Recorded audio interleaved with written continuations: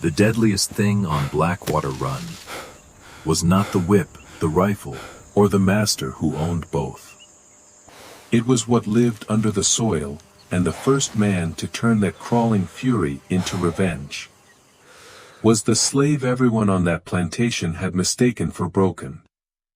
Blackwater Run sat where the river went dark and slow, deep inside the colony's cane country, a place built to disappear suffering. The field stretched so far that heat itself seemed trapped between the rows. By noon, the air turned thick enough to choke on; by night, screams never traveled far. Water swallowed them, wind buried what little remained. Its master was Elias Thorne. And men feared him not because he raged, but because he never needed to. He believed terror worked best when it was organized. Punishment was never private at Blackwater Run. It was staged, measured, repeated until pain became part of the day's routine. Among the enslaved was a man named Kojo. He was not the loudest, not the strongest, not the man the overseers watched for trouble. At first glance, he looked emptied out. Head down. Shoulders tired. Voice nearly gone. That was what kept him alive. But Kojo missed nothing. He noticed which guards drank too early. Which dogs pulled hardest at certain scents. Which patches of earth stayed warm after sunset. Which places the cane workers stepped around without knowing why. He watched the land, the way other men watched faces. And one afternoon, under a sky white with heat, the ground answered him. A field hand stumbled near the outer rows, where the cane thinned into scrub and raw dirt. His bare foot sank too close to a low red mound that looked dead from a distance. Then the earth burst. The man dropped as if shot. He screamed, clawed at his ankles, twisted in the dust while red ants swarmed up his legs in a moving sheet, biting, stinging, locking onto flesh so fast it looked like the ground itself had come alive to feed. At first, the overseers laughed. Then the man's face began to swell. His breathing broke. By nightfall, he was cold. The others whispered that the field had turned cursed. That something in the soil had chosen him. But Kojo did not believe in curses. He believed in patterns, and as he stood there with a cane knife in hand, pretending not to stare, an old memory opened inside him. Before the ship. Before the irons. Before the crossing had stripped the world down to commands and pain, his father had taught him to read the ground in another country under another sun. Not every danger announced itself. Some lived low. Some waited. Some were small enough to be dismissed, until they found skin. Back then, the lesson had been survival. Here, it became possibility. From that day on, Kojo watched the mounds. Not openly. Never long enough to be noticed. He tracked where the ants built, how they used heat, how they avoided soaked ground, how fast they answered a disturbance, how long they clung once they found cloth or flesh. He dropped scraps when no one was looking. Watched the trails reform after rain, learned which mounds boiled with life, and which had gone quiet. All around him, Blackwater Run kept grinding people down. Wits cracked from dawn to dusk. Men collapsed and were dragged upright again. Women rationed their own hunger so children could last one more day. Thirst was treated like discipline, mercy like weakness. Still, Kojo watched, because watching was the only kind of freedom left to him. Then the estate gave him a reason to stop studying, and start deciding. Her name was Mama Sira. She was older than most, narrow-shouldered, soft-voiced, the kind of woman who kept other people alive in ways no master ever counted. She saved crusts of cassava. shared water with shaking hands, bound wounds she could not heal. When fever moved through the quarters, people called for her before they called for God. One evening she stumbled under a basket too heavy for her age. The overseer nearest her was Pike Marin, thick-necked and bored in the way only cruel men can afford to be. He did not ask if she was hurt. He struck her once for falling, again for being slow, and again, because the sound of pain had become normal to him. By the time he stopped, she was curled in the dirt and not moving. No one was allowed to touch her until dark. Kojo stood in line with the others, and looked at Pike's boots. Not his face, not the whip, the boots. Mud along the heel, sweat salt on the leather.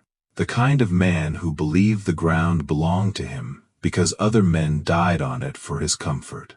That night, Kojo went to the mounds. He tore a strip from the inside of his shirt and knelt at the largest red rise near the ditch line. He did not smash it, did not panic it.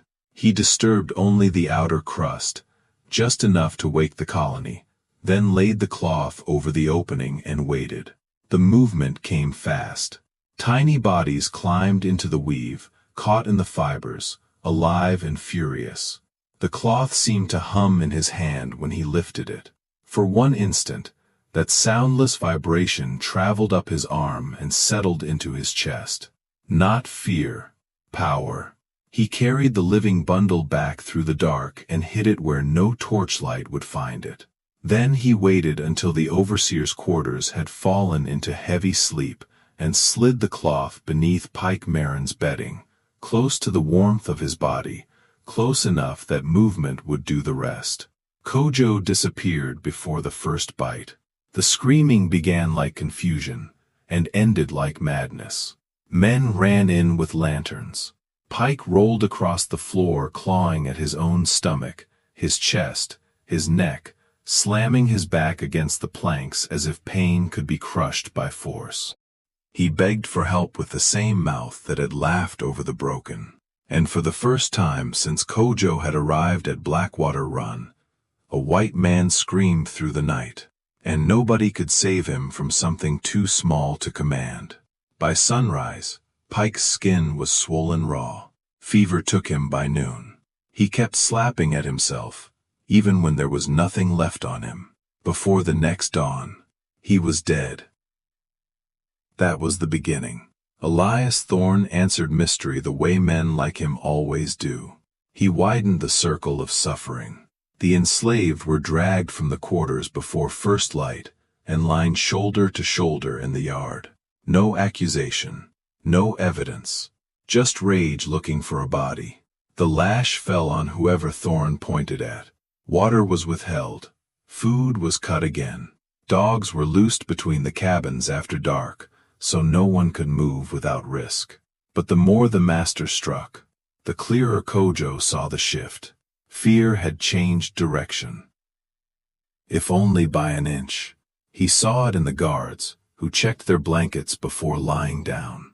In the way torches lingered near door frames.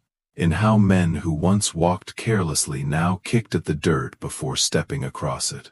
Then Thorne made the mistake that killed the last of Kojo's hesitation. He chose Jengo. Jengo was broad-backed, scarred, the sort of man who carried two men's work because others could not stand. Years earlier he had taken a rifle but to the mouth for moving in front of a child during a beating.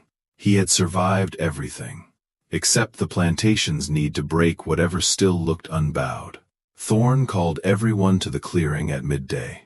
He spoke calmly, almost gently, about hidden enemies, about poison in the body, about how fear spread when weakness was allowed to live. Then he had Jengo dragged forward.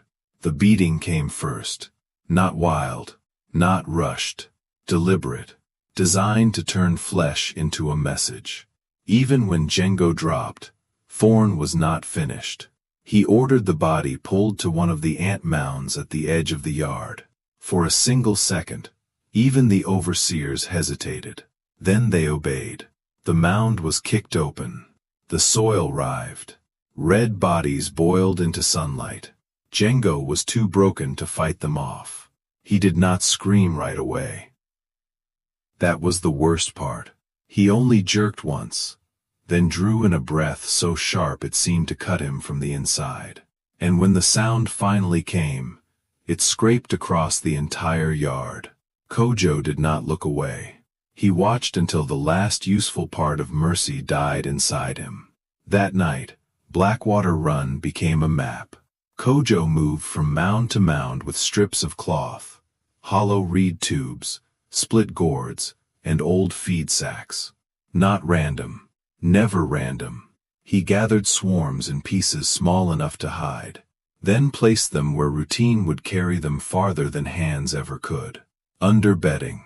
Inside boots left by doors.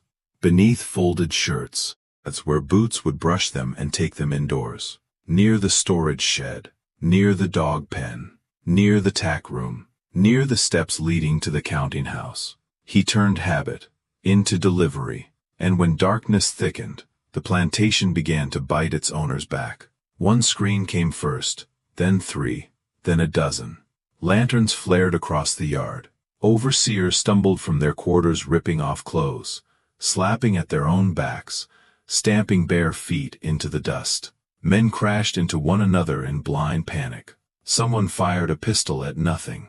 Another ran straight into a trough and came up covered in mud and ants both. Horses reared in the stables. Dogs barked until the barking turned to yelps. Kojo stood at the edge of the cane and watched the night break apart. This was no longer punishment from above. This was panic without a master. The attacks did not stay in one place. While men rushed to one building, another started screaming. While bedding was burned in the yard, ants erupted from the tack room. While one guard swore he had cleared his boots, another pulled them on and found pain waiting in the seams. No one could track where the danger began, because the danger had stopped behaving like an enemy with a face. By dawn, the estate looked diseased. No one slept. No one trusted their own clothing. Men scratched at skin long after the bites were gone, haunted by crawling that existed only in memory. Thorn ordered every mound burned, every ditch searched, every yard turned over with spades. But Kojo learned something even more useful than the ants. The master was afraid, not of pain alone, of uncertainty, of the insult of being touched by something beneath his notice. Fire could kill a mound. It could not kill the thought of what else remained underfoot. And there was always another mound. Within days, the terror deepened into obsession. Thorn changed. His calm went rotten. Punishments became sloppy, fast, less ceremonial and more hungry. He stopped pretending this was order. He wanted confession, names, shape, form, some object he could strike and call victory. But how do you whip a pattern? How do you arrest a rumor carried in the dirt? The answer, for men like Thorn, was to strike harder. So Kojo changed too. He was no longer alone, though no oath was ever spoken. In places like Blackwater Run, resistance did not begin with speeches. It began with glances, with people choosing not to walk one path, and choosing another. With a hand leaving a bit of cloth near a ditch line. With someone delaying a guard by half a minute. With someone else failing to mention where the dogs had been chained. Kojo remained invisible at the center of it. That was the rule. The more the masters believed something shapeless hunted them, the stronger the fear became. Soon, the ants reached the main house. That mattered more than any body count. Above the rest of the estate on a rise, with its galleries and lamps, and polished wood, pretending itself a separate world from the quarters below. To reach it with crawling pain was to break a law no master ever wrote down, because he never imagined needing to. Kojo prepared that strike with more care than all the others combined. Nested wrappings to keep the swarms alive and hidden. Thin streaks of cane syrup where cloth would later be shaken out indoors. A basket placed in the wrong room. Linen moved at the right hour. A door left open a fraction longer than usual. The first bites came just after midnight. Small enough to be dismissed. Then the curtains moved. Then the folded nightclothes on a chair seemed to ripple. Then Elias Thorne rose from his own bed, slapping at his collar, his chest, the inside of his sleeves, as ants poured from fabric, wood joints, and the warm hollows of the room.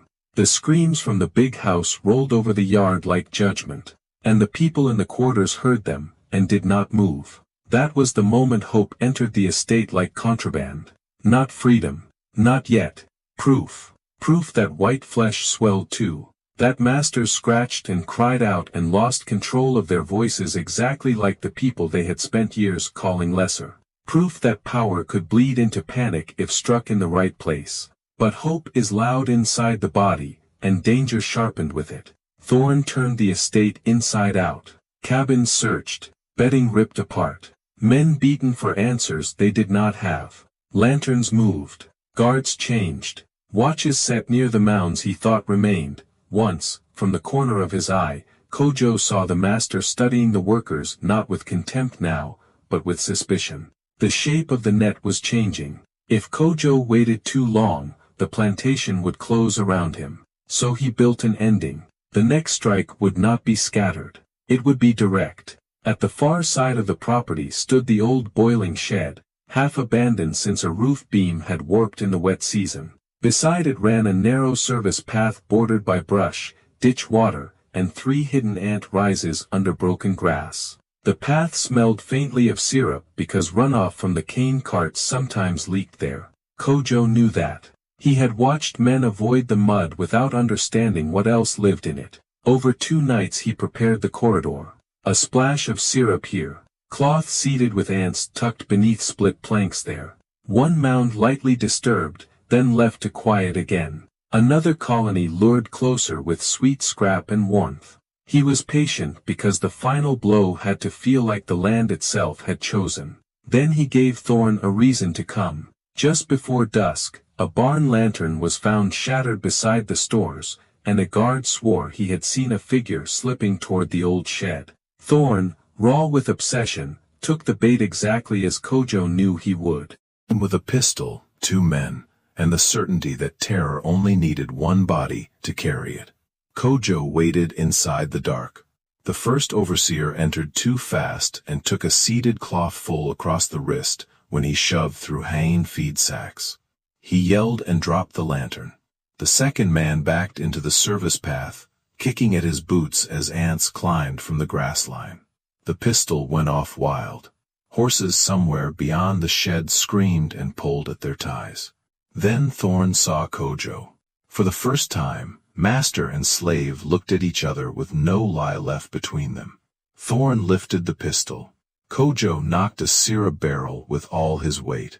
It burst against the warped threshold, pouring sweetness across the boards and down the narrow exit path.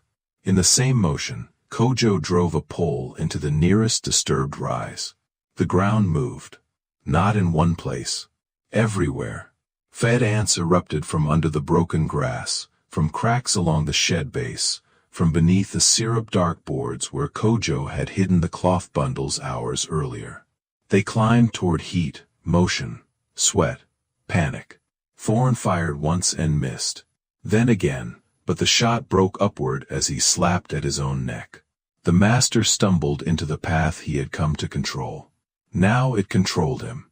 Ants flooded his boots first, then his stockings. Then the damp seams of his coat. He tore at buttons with shaking fingers.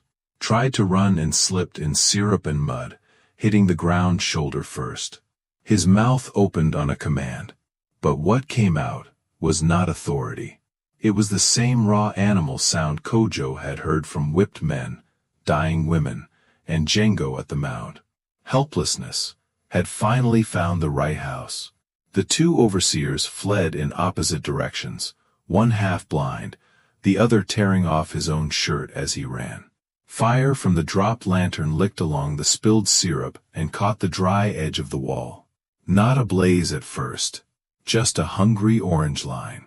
Kojo stood over Thorne for one breath longer than he should have. He did not speak. There was nothing worth saying. Then he turned and gave the signal that had waited inside silence for weeks. From the quarters and tree line, figures began to move. Not toward the fire. Away from it. Toward the route Kojo and the others had prepared through ditch grass and river mud, a path the dogs hated and the riders rarely used. Women with children, men carrying those who could not run fast enough. Bodies bent from years of labor now moving with the terrible energy of maybe. Behind them, Blackwater Run came apart. Part of the shed roof collapsed. Horses broke loose. Someone shouted for buckets. Someone else screamed that the ground was alive.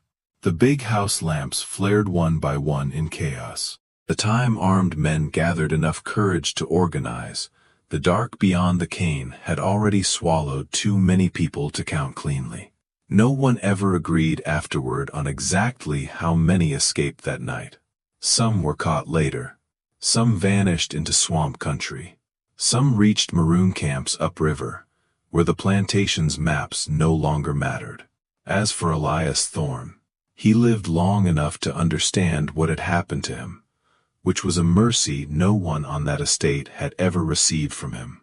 Fever took him days later. They said he kept clawing at his own skin, even after the swelling went down. They said he woke screaming that something was still moving under him.